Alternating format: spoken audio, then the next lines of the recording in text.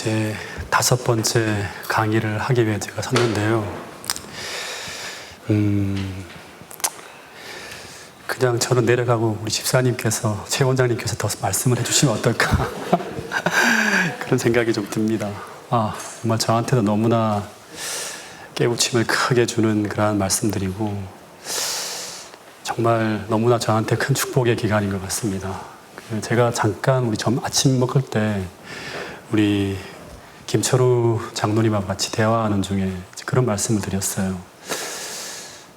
제가 여기서 한 이제 3일째 머물면서 제 아내나 사모나 저나 너무너무 귀한 축복과 또 영적인 쉼을 경험하면서 이곳이 성소가 되었으면 좋겠다.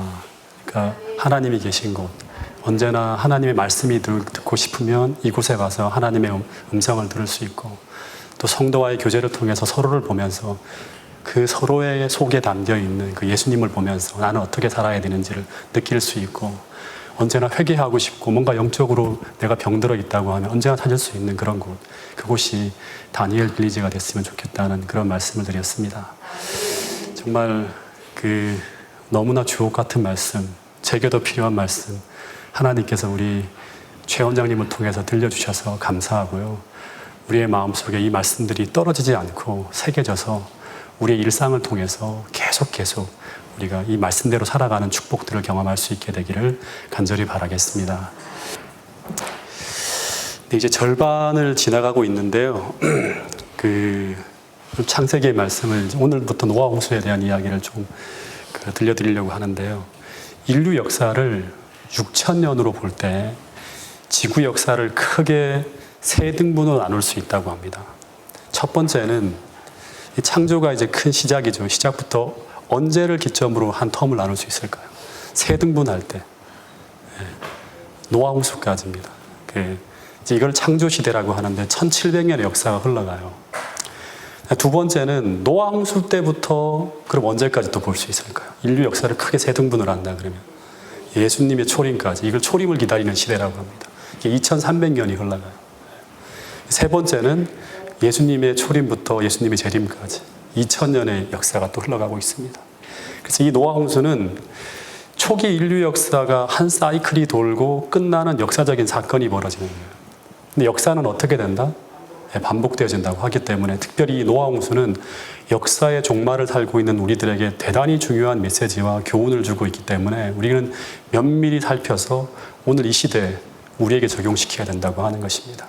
특별히 그 중에서 어제 제가 말씀드린 에녹과 노아는 역사의 마지막에 여자의 남은 자손, 종말에 살아남은 자, 다시 말해서 하나님의 인을 받은 진짜 재림 성도로 살아간 사람으로 볼 수 있어요.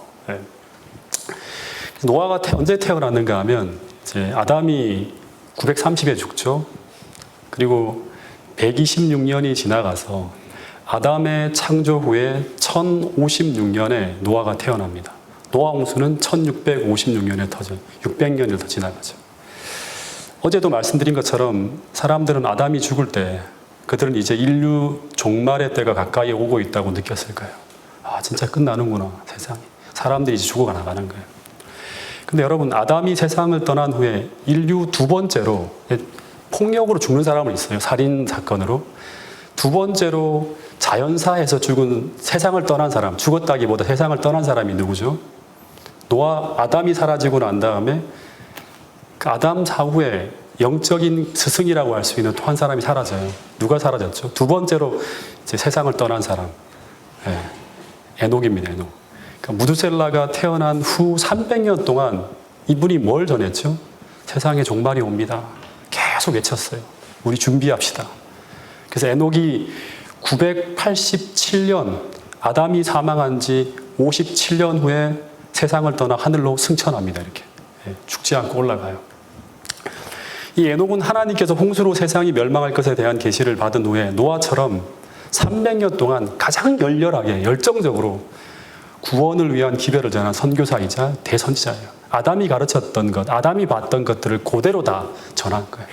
이거를 가감하지 않고 이 복음을. 근데 그 사람이 어느 날 사라진 거죠. 근데 그가 마지막까지 전한 한마디는 뭔가 하면 내 아들이 죽을 때 내 아들이 죽을 때 그때 홍수가 온다를 기별을 전하며 하늘을 사라졌습니다.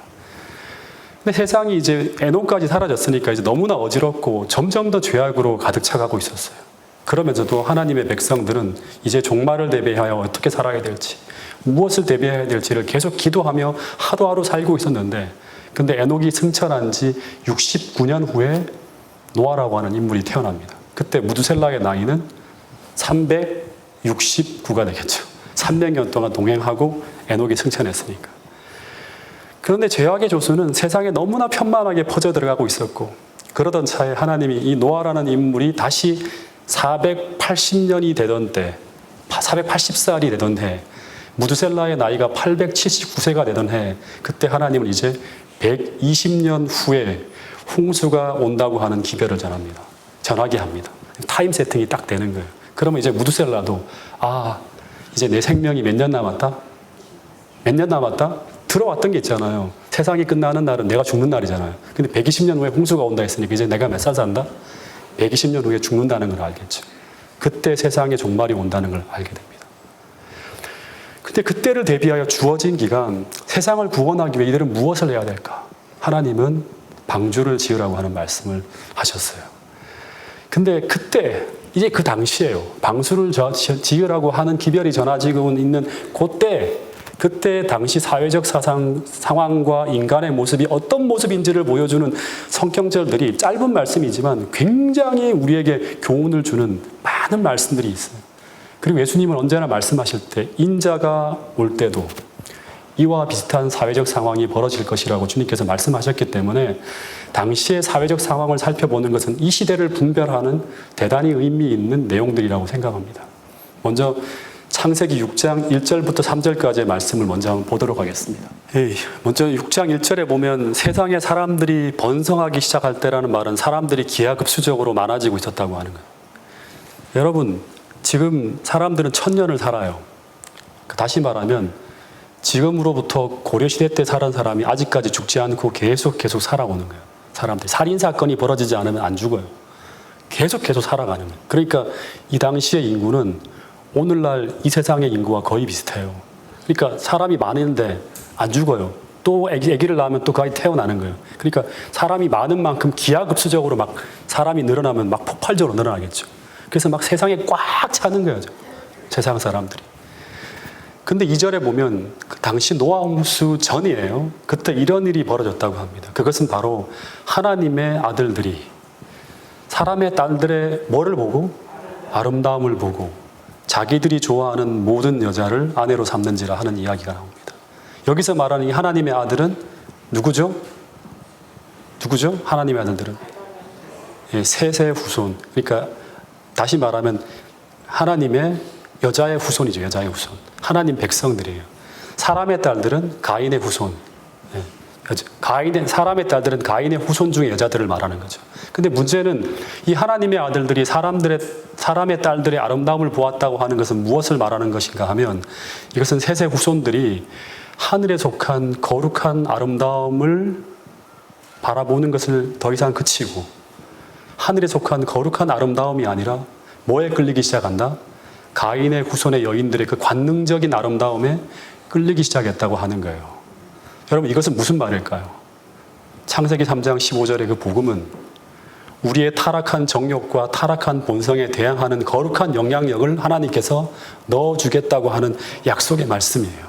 그래서 우리의 타락한 본성이 사단의 유혹으로 끌려가려고 할 때 그것이 잘못된 것이고 그렇게 끌려가서는 안 된다고 하는 것을 인지하고 날마다 매 순간 나의 타락한 본성을 성령의 뜻에 우리를 복종하게 만드는 영향력이에요. 이게 바로 뭔가 하면 복음의 영향력입니다. 근데 셋의 후손이 하늘에 속한 거룩한 아름다움이 아니라 세상의 타락한 여인들의 관능적 아름다움에 끌리기 시작했다고 하는 것은 이 뭐예요? 죄에 감염된 거예요, 전부 다. 그러니까 하와가 하나님의 말씀을 버리고 사단의 말씀을 받아들일 때 어떻게 되었죠? 선악과가 보암직도 하고 먹음직도 하고 지혜롭게 할 만큼 탐스럽게 보였다고 하는 건 뭐예요? 사단이 다 말해준 거잖아요. 그게 다 자기에게 다 그대로 적용되는 거예요. 내가 그렇게 보기 시작하는 거예요, 세상. 네. 여러분, 이것을 오늘날의 모습으로 적용하면 오늘날 교회 안까지 하나님 백성들이잖아요. 교회 안까지 성적 물랄함이 들어오기 시작했다고 하는 거예요. 다시 말해 세상에서 벌어지는 죄악들이 교회 안에서도 벌어지고 있다고 하는 것을 말해주는 거예요. 이 말은 교회가 복음의 능력을 다 잃어버리고 전부 다 앉아있는 사람들이 전부 다 뭐다? 육신적 그리스도인으로 가득 차기 시작했다고 하는 말과 똑같은 말이에요. 세상으로 사단이 교회 안까지 점령해 들어오는 거예요. 여러분, 하나님께서 노아 홍수 직전 세상의 종말이 오는 모습 가운데 보여주신 첫 번째 장면은 악인의 타락을 먼저 보여주신 것이 아니라 의인들의 타락의 모습을 먼저 보여주고 있습니다. 이 말은 다시 말하면 교회의 타락을 먼저 보여주고 있다고 하는 거예요. 여러분, 당시 세상 사람들이 이 모습을 보면서 어떤 생각을 하게 되었을까요? 어떤 생각을 하게 되었을까요? 그것 봐라. 실제 신앙이라고 하는 건 다 가짜야. 네. 혹은 복음의 능력이 뭐가 있어? 다 그 거짓말이야. 봐라. 자, 셋의 후손들이라 거기 살고 있지만 다 똑같이 우리랑 똑같이 살아가고 있지 않냐? 다 위선이다. 이런 말을 하는 거예요. 그러면서 진리의 영향력이 급속히 약화되어지면서 세상을 구원할 빛이 사라지기 시작하는 거예요. 교회의 기대가 안 해, 이제. 네. 그런데 오늘날 세상의 형편이 이런가요? 네. 여러분, 그런데 실제로 소돔과 고모라가 멸망할 때도 창세기 18장, 19장 이야기를 읽어보면 그 시작에 소돔성이 멸망할 수밖에 없는 이유로 하나님과 아브라함 사이에 대화가 일어나요. 어떤 얘기를 하죠? 하나님, 아브라함은 거기 의인들이 있지 않습니까? 왜 의인들과 악인들을 함께 멸망시키려고 합니까? 라고 말했을 때 하나님이 뭐라 그런가 하면 그 안에, 그 소돔성 안에 의인 50명만 있어도, 아니 45명만 있어도, 아니 10명만 존재했어도 그 의인 10명으로 인해서 소돔성에 대한 자비를 베풀려고 한다고 하는 거예요. 이 말은 무슨 말인가 하면 소돔성을 멸망시키지 않고 구원의 빛을 유지하려고 하셨다고 하는 거예요. 그들에게 희망을 계속 줄 수 있게 하겠다는 거예요. 그 사람들을 통해서 계속 보면서 타락하지 말고 복음의 능력을 회복하라고 계속 그들을 통해 일하려고 했다고 하는 거예요. 그런데 소돔성의 의인들이 급속하게 타락하며 사라져갈 때 그때 세상에 무엇이 사라진다? 희망이 사라지고 멸망이 찾아오는 것을 볼 수 있습니다. 여러분, 그래서 어떻게 보면 여자의 남은 무리는 무엇이다? 인류의 희망일 수 있는 거예요. 다시 말해 이 마지막 시대 인류의 희망이자 마지막 보루는 하나님의 계명을 지키며 예수의 믿음을 가진 여자의 남은 무리라고 불리는 오늘 우리들이라고 하는 거예요. 그래서 오늘 우리의 이 삶과 인생을 우리가 어떻게 살아내는가 하는 그 결과를 통해서 오늘 이 마지막 시대 역사의 흐름과 세상의 판도가 바뀌어질 수 있다고 하는 것이 오늘 이 노아 홍수 이야기를 통해서 우리에게 들려주는 굉장히 중요한 기별이라고 하는 것입니다. 여러분, 그래서 하나님은 다니엘 당시에도 보면요, 느부갓네살 왕이 세상을 지배하고 있지만 하나님은 그 사람보다 누구를 더 중요하게 보고 있는가 하면 유다가 멸망한 이후에 바벨론에 끌려간 그 청년이에요. 20살도 채 안 된 다니엘과 세 친구들을 주목하고 있었어요. 왜냐하면 그 사람들이 세상의 희망이에요. 네.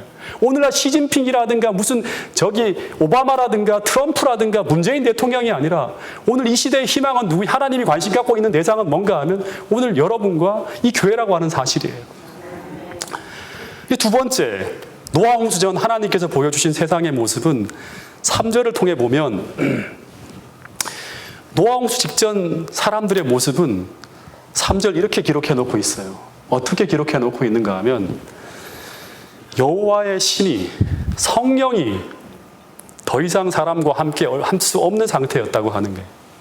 이것은 또 다른 표현으로 하면 3절 하단에 보면 다 사람들이 뭐가 되었다? 육신이 되었다고. 이 말이 무슨 말인가요? 사람들은 육체잖아요. 당시 사람들이 육체가 되었다는 이 말이 무슨 말일까요? 이 말은 거의 모든 사람들이 성령의 이끄심에, 성령 하나님의 호소에 전혀 반응하지 않고 있어요. 예.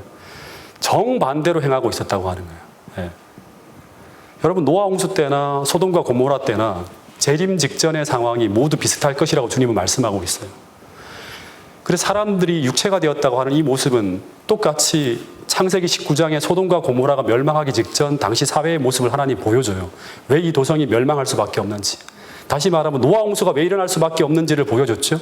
똑같이 소돔과 고모라가 멸망하기 직전 하나님이 왜 그 도성이 멸망할 수밖에 없는지를 보여줘요.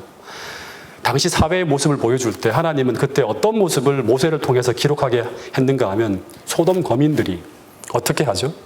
당시 가장 불쌍하고 힘없는 나그네예요. 이 사람들을 우리 보통의 사람들의 마음을 가지면 동정심이 일어나야 되는데 그런 게 하나도 없어요.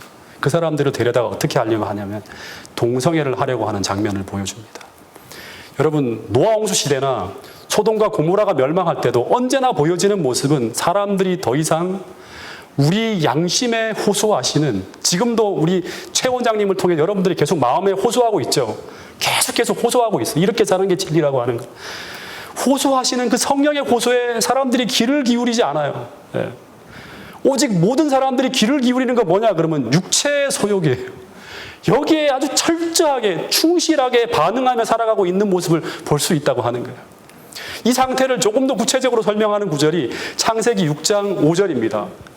여호와께서 사람의 죄악이 세상에 관영함과 그의 마음으로 생각하는 모든 계획이 항상이에요. 이 중요한 게 항상 악할 뿐임을 보셨다고 합니다. 하나님이 세상 사람들을 보는데 아침부터 저녁까지 하루 종일 생각하는 것이 뭔가 하면 육신의 생각이에요. 예. 아침부터 저녁까지 항상 악한 생각으로 가득했다고 하는 거예요. 여러분, 이게 뭐다? 종말 직전 세상의 모습이에요. 오늘날 스마트폰을 보면서 하루 종일 음란한 동영상을 바라보면서 하루 종일 살아가는 사람이 있죠. 하루 종일 게임을 하면서 사람들을 죽이는 것에 쾌락에 붙들려 살아가는 사람들이 얼마나 많은지 몰라요. 그리고 그것을 실제 삶을 통해서 생활 속에서 막 이렇게 적용하는 사람들이 있잖아요. 예.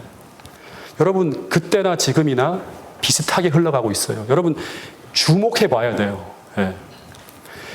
여러분, 근데 당시 사람들은 하루 종일 아침부터 저녁까지 항상 악한 생각으로 가득했다고 하는데 한번 생각해 보세요. 여러분들은 한 주기를 사시면서 오늘 여러분들의 마음과 생각에는 어떤 생각들이 여러분들의 마음과 생각에 담겨지고 쌓여지고 있는가 한번 생각해 보세요. 정로의 계단에 보면 이런 말씀이 있어요. 제가 이 말씀을 참 소중히 생각하는데요. 우리가 누구의 편에 속해 있는지, 우리가 어느 쪽에 속해 있는지 우리가 어떻게 알 수 있는가? 이 질문을 먼저 던져요. 다시 말해서 내가 예수님께 속해 있다는 것을 우리가 어떻게 알 수 있을까라는 질문을 던진 후에 그 다음에 답으로 진술되어지는 내용이죠. 네. 자, 같이 읽어볼까요? 이 말씀은요. 시작. 우리의 마음을 지배하는가? 우리의 생각이 누구에게 있는가? 네가 우리에 대하여 나를 좋아하는가? 우리의 가장을 정적인 내용과 우리의 죄의 정욕을 누가 제어하는가? 우리가 그리스도의 선한 사람이라면 우리의 생각은 우리에게 있어도 그를 생각하니 우리의 가장 즐거움이 될 것이다. 정말 중요한 말씀이에요. 누가 우리의 마음을 지배하고 있는가 하는 거예요. 네. 여러분, 그리스도와 사단 사이의 선악의 대쟁투의 핵심은 우리의 마음에서 벌어지는 전쟁입니다. 우리의 마음에서.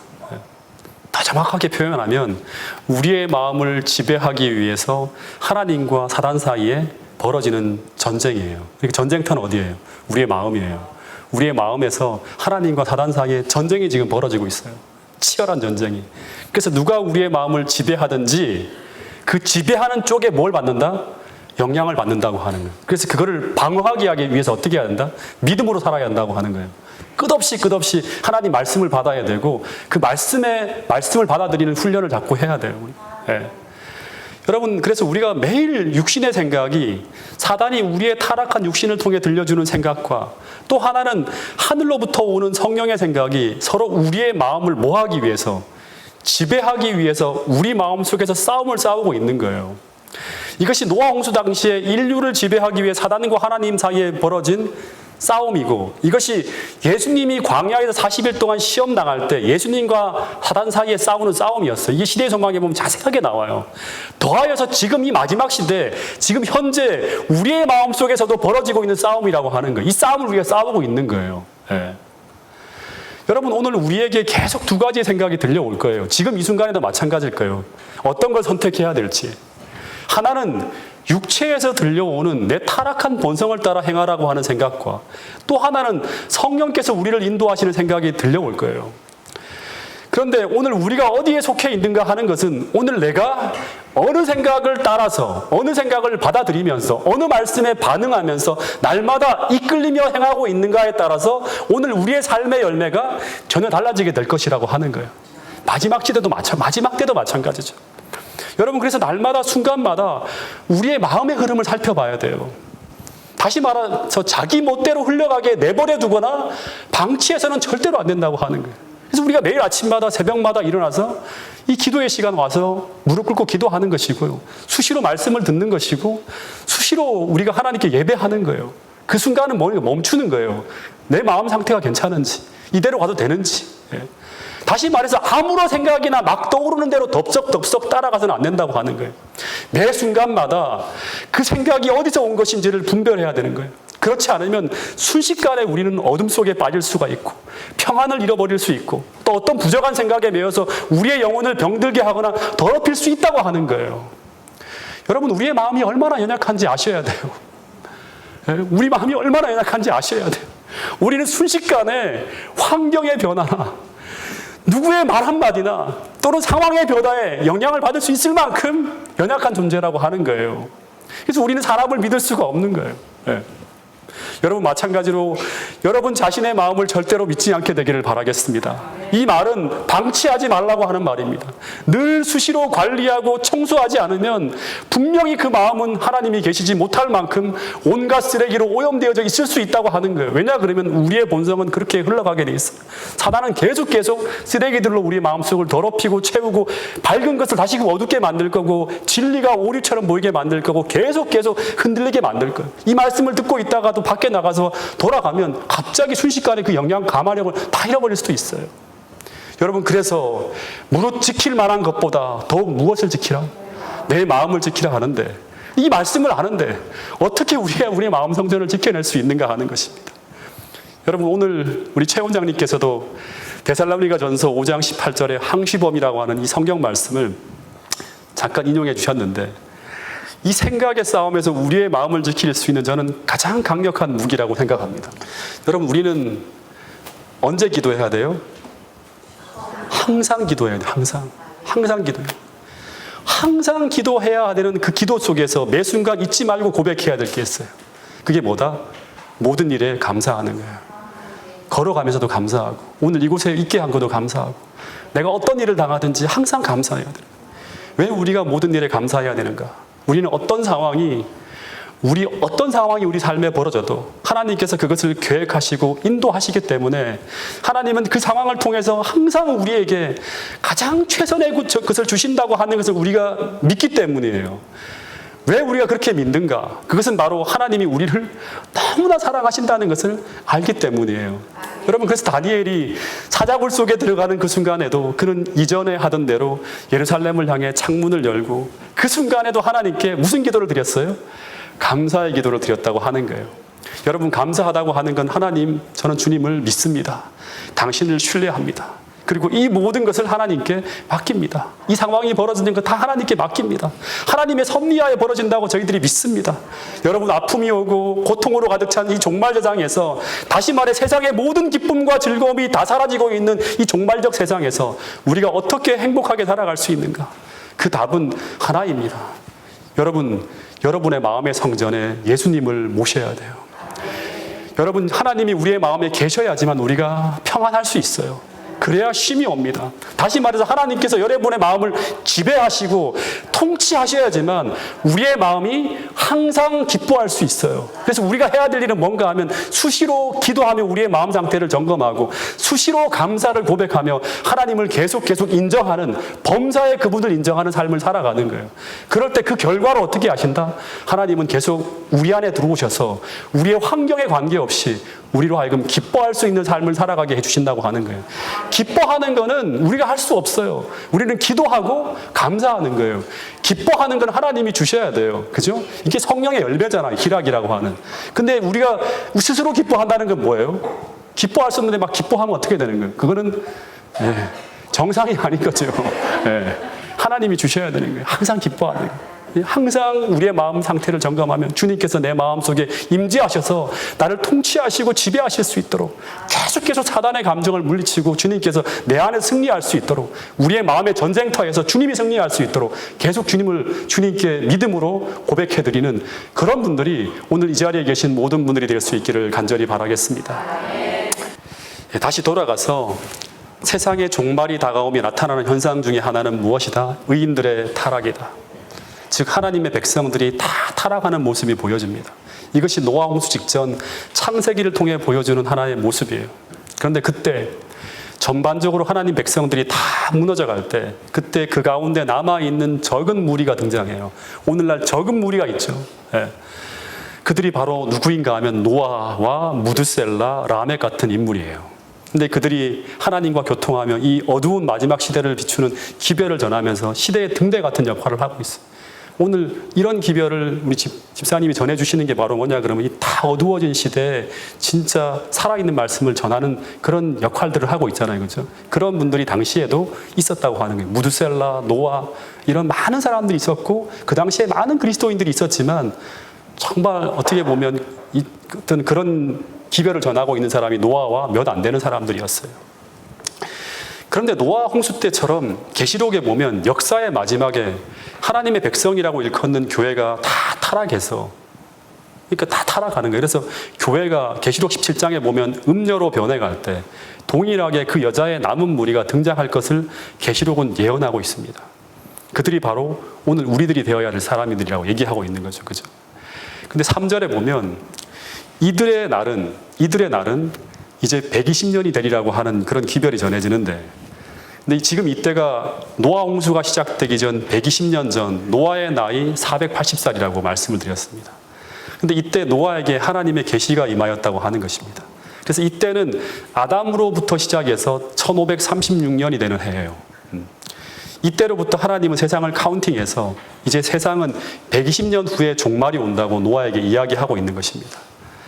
그래서 창세기 6장 3절부터 시작해서 노아 홍수가 터지는 7장 11절까지 이 120년 동안의 이야기예요. 이게 6장 3절부터 시작해서 창세기 7장 11절까지가 120년 동안의 이야기가 흘러가는데 여기에 담긴 모든 이야기는 우리가 한 절 한 절 다 빠짐없이 살펴보아야 할 대단히 중요한 이야기입니다.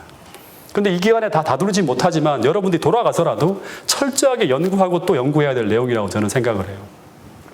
그러면 먼저 노아 홍수 전 세상의 형편을 또 다른 관점으로 설명하고 있는 4절의 이야기가 나오는데 1절부터 3절은 교회 형편을 보여주는 거고요. 4절부터 이야기는 세상의 형편뿐 아니라 세상과 동일하게 흘러가는 또 교회의 형편을 보여줘요. 자, 4절. 여기도 보니까 뭐가 나와요? 하나님의 아들들이 나오죠. 그죠? 당시 땅에는, 세상에는 네피림이 있었는데 후에도 앞에 있는 벌어지고 일 다음에 후에도 하나님의 아들들이 이제 사람의 딸들과 결혼해서 뭐가 만들어지고 있는가 하면 용사들이 만들어져요. 근데 이 사람들이 다 어떤 사람인가 하면 지금 역사에는 다 사라졌지만 당시 시대에는 굉장히 명성 있는 오늘날로 말하면 스타들이에요. 스타. 예, 영웅들이에요. 이런 사람들이 막 당시에 이름 내는 거예요. 세상에 그 이름 되면 다 알아. 그런 사람들이 막 등장했었어요. 여기에 본문에 보면 당시에 땅에는 네피림이 존재했다고 하는데 이 말이 어떤 말인가 하면 네피림이라는 말이 뭐예요? 우리가 거인으로만 알고 있는데 이 단어의 원래 의미는요. 원어를 보면 습격자, 약탈자, 침략자 또 어떤 번역을 보니까 사람을 죽이는 자예요. 쳐서 죽이는 자, 쓰러뜨리는 자 이런 의미가 담겨 있어요. 그 히브리어를 헬라어로 번역한 게 70인역이라고 하는데 그 역본에는 기간테스라고 하는 단어를 썼는데 거기서 거인이라고 하는 말로 번역되어지기 시작했어요. 그러니까 이 단어는 재림교회 성격 주석을 보면 이 네피림은 육체적인 거인들을 뜻하기보다는 난폭한 자 또는 폭행자를 가리키는 의미라고 얘기를 해요. 왜냐하면 그 이유가 뭐냐 그러면 재림교회는 뭐가 있죠? 부조와 선지자가 있잖아요. 거기 보면 당시에 인류가 다 어떤 사람들이죠? 거인이잖아요. 아담과 하와도 굉장히 키가 컸잖아요. 오늘날로 보면 전부 다 거인 같은 존재였기 때문에 이 말은 신장보다는 뭐다? 그들의 난폭한 성격을 가리키는 것으로 해석되어지는 게 마땅하다고 하는 거예요. 그래서 네피림의 가장 정확한 해석은 사람을 쳐 죽이는 자, 쓰러뜨리는 자라는 의미가 가장 올바른 해석이라 그럽니다.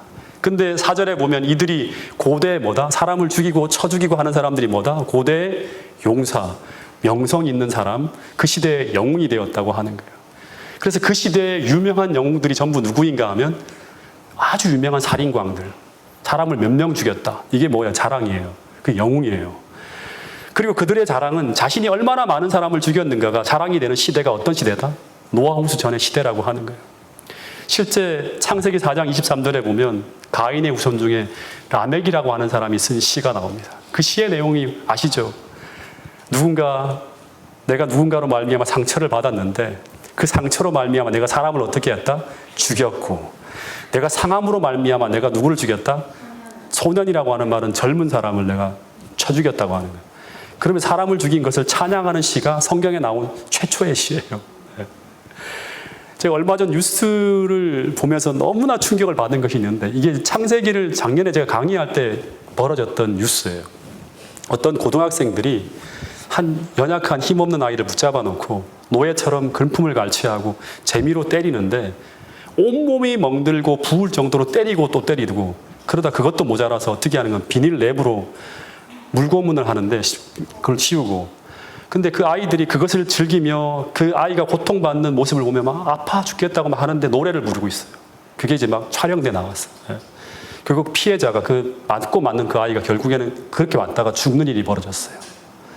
여러분, 사람이 아무리 아프고 고통스럽다고 해도 전혀 동정이 일지 않는 마음, 정말 무서운 거예요. 하나님의 성령이 아무리 호소해도 들어갈 수 없는 그런 마음, 하나님의 성령이 전혀 인간의 마음에 호소할 수 없는 그런 시대, 그 시대가 바로 어떤 시대였다? 노아 홍수전 시대였다고 하는 거예요. 여러분, 근데 오늘날이 그런 시대가 되어가고 있다고 하는 사실을 잊어서는 안 된다고 하는 사실입니다. 근데 문제는 이런 무서운 세상에 죄를 견제할 수 있는 세력이 사라진 거예요.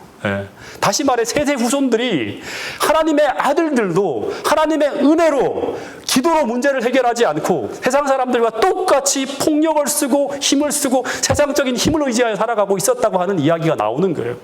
심지어 여기 보니까 이 사람들이 누구예요? 이 용사들이 누구예요? 하나님의 아들들과 사람의 딸들이 결혼해서 낳은 아이들이에요. 전부 다 어떤 사람들이에요? 복음을 받아 알고 있는 사람들이잖아요. 근데 이 사람들이 세상보다 더 악하게 복수하며 살았을지도 몰라요. 오늘날 우리가 악해지면, 육신적 그리스도인으로 살면 세상 사람들보다 더 못하게 살 수 있는 거예요. 속은 완전히 무너져 있지만 겉으로는 착한 척 선한 척 하지만 안 보이는 데서는 온갖 나쁜 짓 다 하고 살 수 있어요. 완전히 철저하게 위선으로 살 수 있어요. 복음을 받아들이지 않고 교회만 다니고 있다고 하면 이게 바로 뭐예요? 바리새인들이었잖아요. 심지어 가장 거룩하신 예수님, 가장 사랑스러운 의로운 분이었던 예수님을 십자가에 못 박아 죽인 사람들이 누구인가 하면 교회를 다니는 사람들이었다고 하는 것입니다. 그래서 이 경건이 상실된 시대, 이 사회 안에 진리가 살아있는 모습을 거의 찾기 어려운 시대, 죄에 대한 분명한 경고의 음성을 발해줄 진리의 세력이 무너지고 있던 그 시대가 바로 노아 홍수 전의 시대였다고 하는 것입니다. 세상이 이렇게 악해져 가고 있지만 모든 교회가 지금 다 힘을 잃고 빛을 잃고 있습니다. 그 이야기가 바로 4절에 하나님의 아들들의 자녀들이 모두 뭐로 변했다? 네피림으로 변해버렸다고 하는 이야기 속에 내포되어져 있는 중요한 기별이라고 하는 것입니다. 여러분, 이 이야기가 부조화 선자에 보면 담겨 있습니다. 범죄와 비참하고 불행한 일이 신속하게 증가하였다. 결혼관계나 재산의 소유권도 존중되지 않았다. 누구든지 이웃의 아내나 소유물이 탐이 났을 때 누구든지 폭력으로 빼앗았으며 사람들은 그의 난폭한 행위를 어떻게 했는가 하면 의시되며 자랑했다. 제가 한 얘기들이 그대로 나오고 있죠. 그게 자랑의 시대예요. 불륜을 자랑하고 육체의 폭력적인 힘을 자랑하는 시대. 그들은 동물을 죽이는 일을 낙으로 삼았다. 그리고 육식을 함으로 음식물에 대한 얘기가 나오고 있어요. 그들은 더욱더 잔인하고 피에 굶주리게 되었다. 그리하여 마침내 그들은 인간의 생명을 놀랍도록 대수롭지 않게 여기게 되었다. 세계는 그 초기에 있었으나 죄악은 매우 깊고 널리 퍼져서 하나님께서 더 이상 그것을 참을 수 없으셨다. 이게 부조화 선지자 92페이지에 나오는 이야기입니다. 다시 말해서 사회가 점점 더 악해져 가면서 점점 더 많은 네피림들이 등장하고 있었고 세상은 더욱더 잔인해져 가고 있었고 오늘날로 말하면 사이코패스가 점점 더 늘어나는 거예요. 아무 이유 없이 기분 내키는데 사람을 죽이는 거예요. 그 시대가 노아 홍수 전의 시대라고 하는 거예요. 이게 교육으로 막을 수 있습니까? 못 막아요. 그런데 이런 세상의 장면들을 하나님께서 하늘에서 쫙 보시는 거예요. 그리고 그때 세상을 바라보시는 하나님의 마음이 이러하셨다고 모세가 이렇게 적고 있습니다. 창세기 6장 5절부터 7절 말씀을 같이 한번 읽어보겠습니다. 여호와께서 사람의 죄악이 세상에 가득함과 그의 마음으로 생각하는 모든 계획이 항상 발견을 보시고 땅 위에 사람 지으셨음을 한탄하사 마음에 근심하시고 이르시되 내가 창조한 사람을 내가 지면에서 쓸어버리되 사람으로부터 가축과 기는 것과 공중의 새까지 그리하리니 이는 내가 그것을 지었음을 한탄합니다. 예, 이때 세상이 완전히 타락할 때 사람들의 마음이 항상 악해져 가며 하나님으로부터 멀어져 가는 그때 8절에 보면 누가 등장하는가 하면 노아가 등장합니다. 예. 근데 노아에 대한 기록이 나오는 거예요. 완전히 앞에는 어둡죠. 7절까지는 완전히 어두워요. 세상에 하나님의 아들들도 다 타락하고 있어요. 근데 8절에 노아는 여호와께 은혜를 입었더라. 9절 이것이 노아의 족본이라. 노아는 의인이요 당대 그 시대예요. 완전한 자라고 하는 거예요. 너무나 귀한 기록 아니에요. 예. 그리고 복음으로 어떻게 변해질 수 있는지를 보여주는 너무너무 귀한 기록이에요. 우리가 믿음으로 살게 될 때 어떤 모습이 나타날 수 있는지를 보여주는 너무나 귀한 기록이에요. 그리고 그는 어떻게 했다? 하나님과 동행하였다.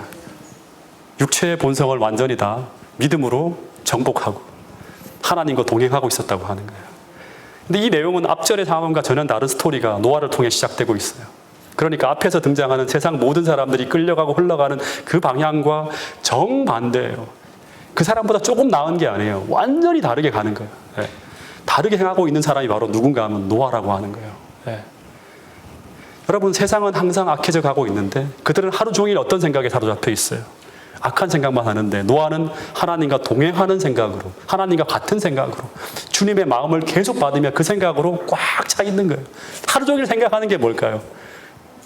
하나님의 품성, 예수님의 사랑, 그 다음에 성령이 나에게 말씀하시는 게 뭘까? 오늘 나에게 말씀하신 하나님의 뜻이 무엇일까?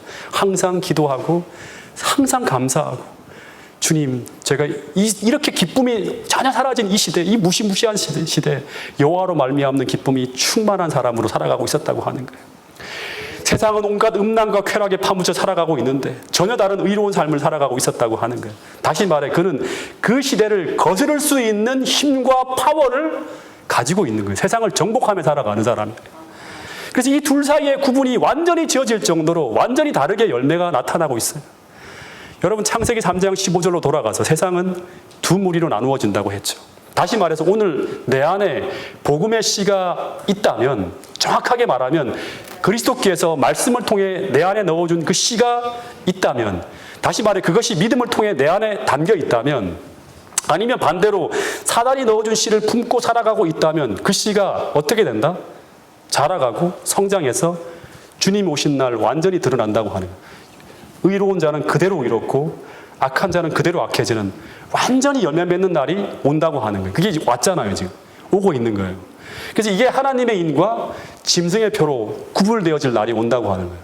오늘 오전에 들은 말씀처럼 하나님의 진리를 하나님의 품성으로 나타낼 때가 온다고 하는 거예요. 그래서 여러분, 오늘 내가 어떤 씨를 담고 살고 있고 내가 어디에 반응하며 살아가고 있는지 우리의 마음 상태를 계속 점검해야 돼요.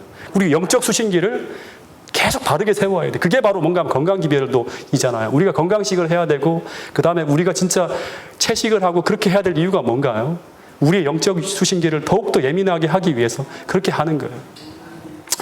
여러분, 어쩌면 노아는 계시록 12장 17절에 나오는 하나님의 계명을 지키며 예수의 증거를 가지고 이제 바다 모래 같은 이 용의 후손들, 다시 말하면 사단의 후예들, 이 사람들과 더불어 싸워야 하는 여자의 남은 자손이에요. 근데 그가 용과 더불어 싸우면서 해야 될 일이 무엇인가 하면 하나님께서 구체적인 일을 지시합니다.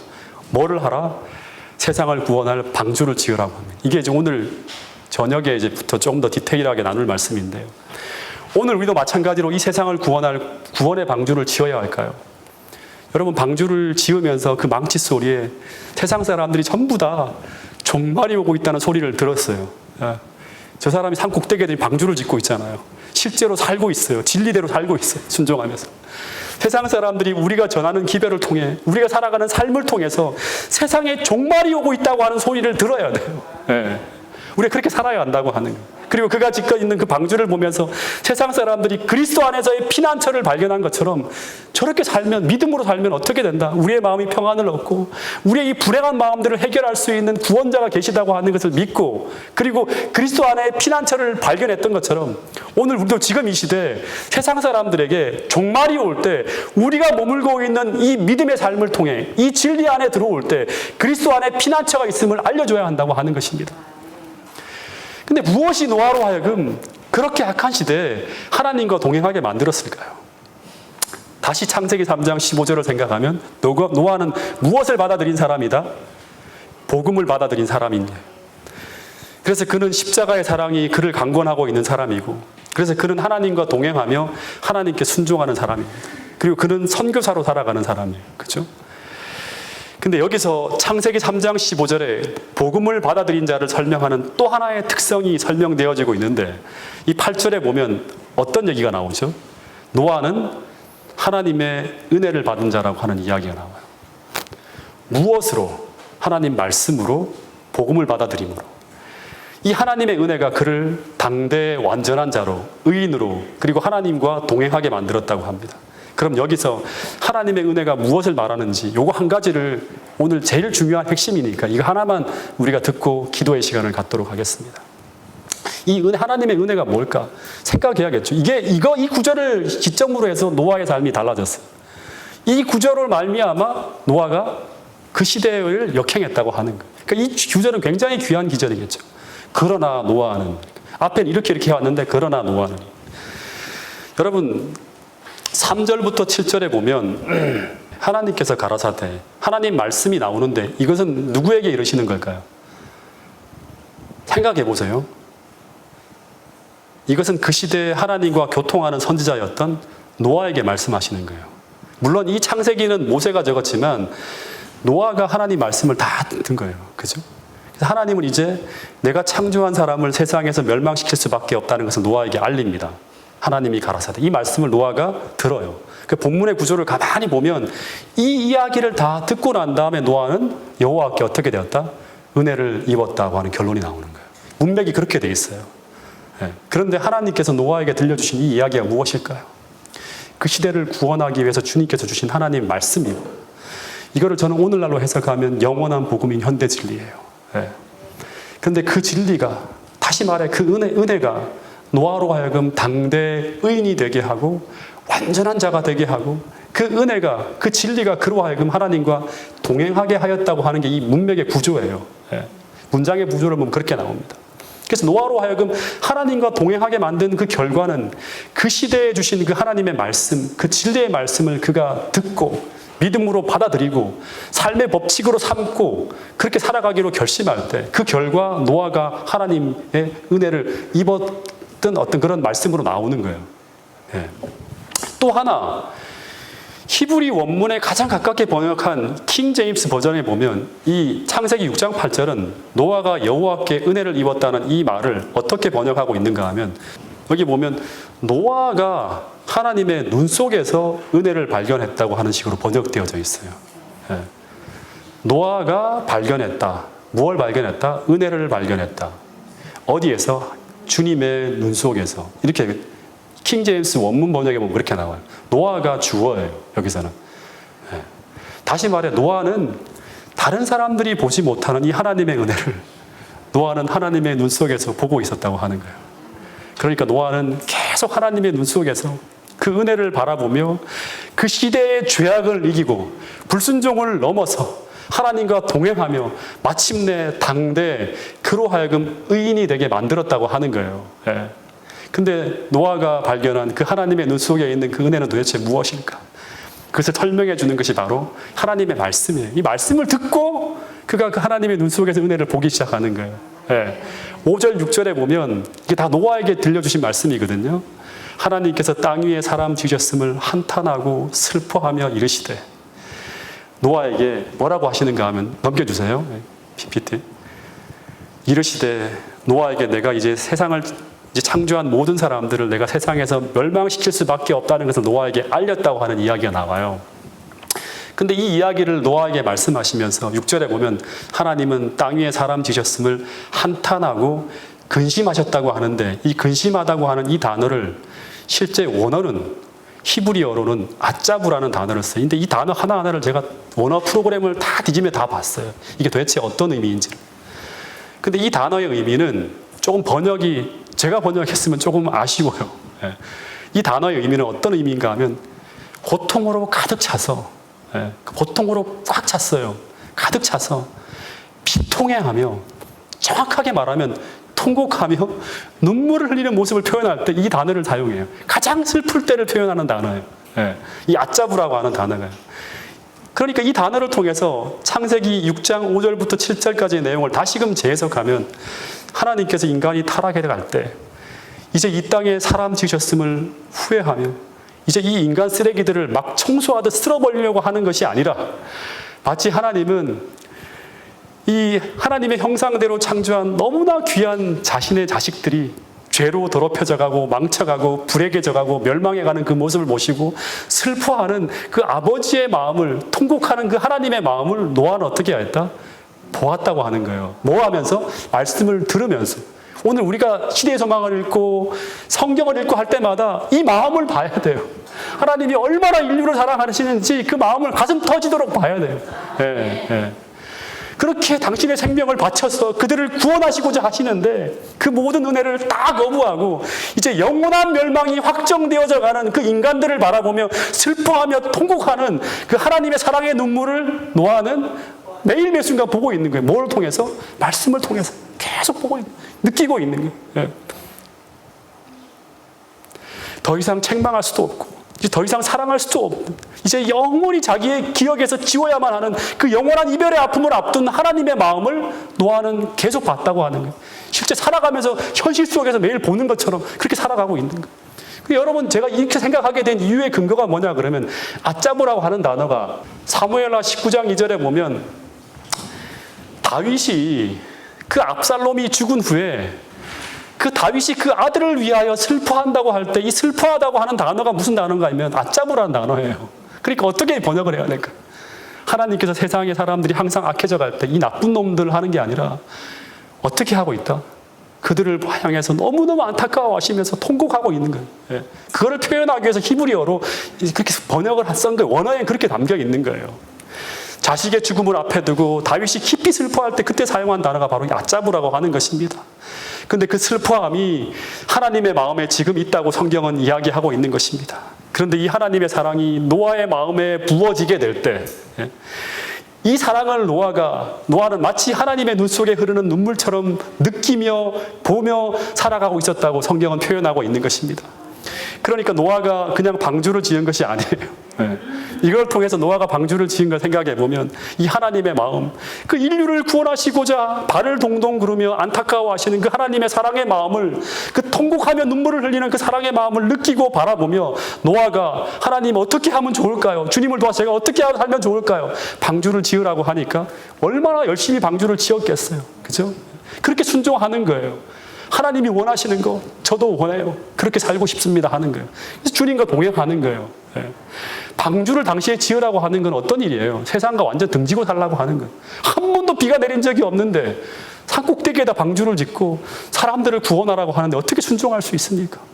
그 순종이 가능한 이유는 뭔가 하면 그가 날마다 하나님의 눈 속에 있는 그 사랑을 보며 살아갔기 때문이라고 하는 거예요. 이 하나님의 마음으로, 그 사랑으로 인류를 한 명이라 더 구원하게 방주를 짓는 일을 의무적으로 순종하는 것이 아니라 스스로 기쁘게 자원하여 방주를 짓게 되었다고 하는 거예요. 여러분, 그래서 노아가 순종하는 이 순종은 이렇게 이루어진 순종이라고 하는 걸 기억해야 돼요. 하나님의 은혜가 부어지니까 순종이 이루어지는 거예요. 가장 불가능한 순종이 이루어지는 거예요. 그 은혜라는 게 무엇이다? 하나님의 눈 속에 흐르는 그 사랑을 보는 거예요. 오늘 말씀을 통해서 날마다 우리가 배우고 느껴야 될 것은 바로 뭔가 하면 그 하나님의 사랑이에요. 그것을 믿음으로 말미암아 우리가 순종하며 살아가는 것입니다. 여러분, 그 사랑이, 그 은혜가, 그 진리가, 그 하나님의 말씀이 노아로 하여금 그 시대와 다르게 살게 만든 것입니다. 여러분, 오늘 우리도 이 마지막 시대에 노아처럼 살기 위해서 오늘 우리도 나를 위해서 그리고 내 이웃을 위해서 지금 인류가 죽어가는 인류를 구원하게 흘리시는 그 사랑의 흐르는 눈물을 오늘 우리도 볼 수 있게 되기를 간절히 바라겠습니다. 이 창세기 하나님은 지금 우리를 구원하시기 위해 동일하게 눈물을 흘리시는 그 하나님이라고 하는 것입니다. 마치 예루살렘 도성이 멸망 직전에 있을 때 주님께서 어떻게 하셨습니까?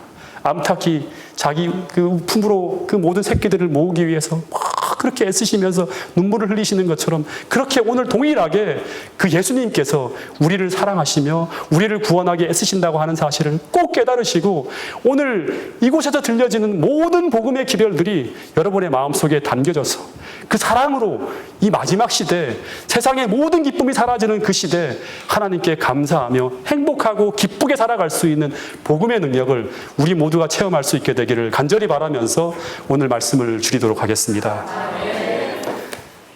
하늘 아버지, 우리는 너무나 어둡고 너무나 그 하나님의 사랑을 조금밖에 느끼지 못하고 있는 그런 존재들입니다. 그러므로 말미암아 우리에게 부여하신 그 모든 순종이 너무나 버겁고 우리에게 말씀하시는 그 모든 것들이 아직도 우리에게 정말 노아처럼 기쁘게 순종되어지지 않는 그러한 우리의 형편을 주님 긍휼히 여겨주시옵고 주님 이곳에 머무는 동안 우리의 영안이 열려서 성령을 통해서 우리의 마음에 풍성하게 부어지는 그 하나님의 사랑을 우리가 느끼고 깨달을 수 있도록 도와주셔서 오늘 우리도 노아가 그 말씀을 통해 하나님의 눈 속에 흐르는 그 하나님의 눈물을 보았던 것처럼 그 사랑을 보았던 것처럼 우리도 그것을 보며 살아갈 수 있는 믿음의 사람들로 다 거듭날 수 있도록 주님 도와주시옵소서. 기도할 때마다 주님 부어주시고 주님 말씀을 들을 때마다 우리에게 들려주셔서 하나님의 사랑으로 풍성한 그런 이 기간이 될 수 있도록 도와주시옵소서. 주님 저희들이 무릎 꿇고 기도할 때 주님 저희들에게 말씀하여 주시고 하나님의 뜻과 그 사랑이 더욱 분명하게 보여지는 이 기도의 시간 될 수 있도록 축복해 주시옵기를 예수님 이름으로 기도드렸습니다. 아멘.